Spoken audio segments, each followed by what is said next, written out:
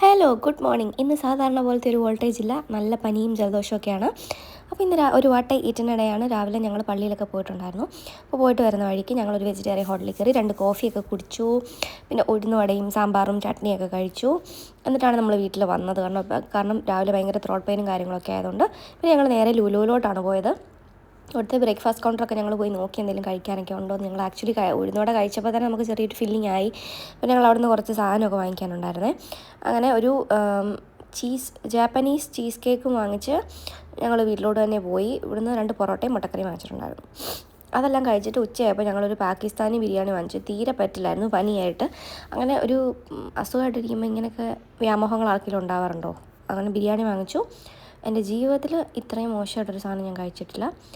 ഭക്ഷണമാണ്, എന്തായാലും നമുക്ക് കുറ്റം കഴിക്കാൻ ദൈവം തന്നല്ലോ, അതിന് നന്ദി. എന്തായാലും ഭയങ്കര മോശമായിട്ടുള്ള ടേസ്റ്റായിരുന്നു. അതിൻ്റെ കൂടെ കുറച്ച് ചപ്പ് ചവറ് കാര്യങ്ങളും ഇലയും കുറേ എന്തോ ഒരു മോരുമ്പെള്ളം പോലത്തെ ഒരു സംഭവമൊക്കെ കിട്ടി. എങ്ങനെയോ അത് കഴിച്ചിറക്കി കേട്ടോ. പിന്നെ വൈകുന്നേരം ആയപ്പോഴത്തേനും അരിമുറുക്കും ഒരു ചുക്ക് കാപ്പിയൊക്കെ കുടിച്ചു.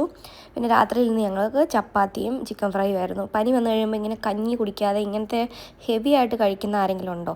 എനിക്കങ്ങനെയാണ്. എന്തെങ്കിലും പനി വന്നു കഴിയുമ്പോൾ ഇങ്ങനെ കഞ്ഞിയും പയറിനേക്കാളും കൂടുതൽ ഇങ്ങനെ ഹെവി ആയിട്ട് കഴിക്കണം. പിന്നെ പനി ഇല്ലാത്ത ദിവസം കഞ്ഞിയും പയറും കുടിക്കണം. അങ്ങനത്തെ ഒരു മൈൻഡാണ് എൻ്റെ. അപ്പോൾ അടുത്ത വീഡിയോയിൽ കാണാം. വീഡിയോ ഇഷ്ടപ്പെട്ടാൽ സബ്സ്ക്രൈബ് ചെയ്യണേ. ടാറ്റാ.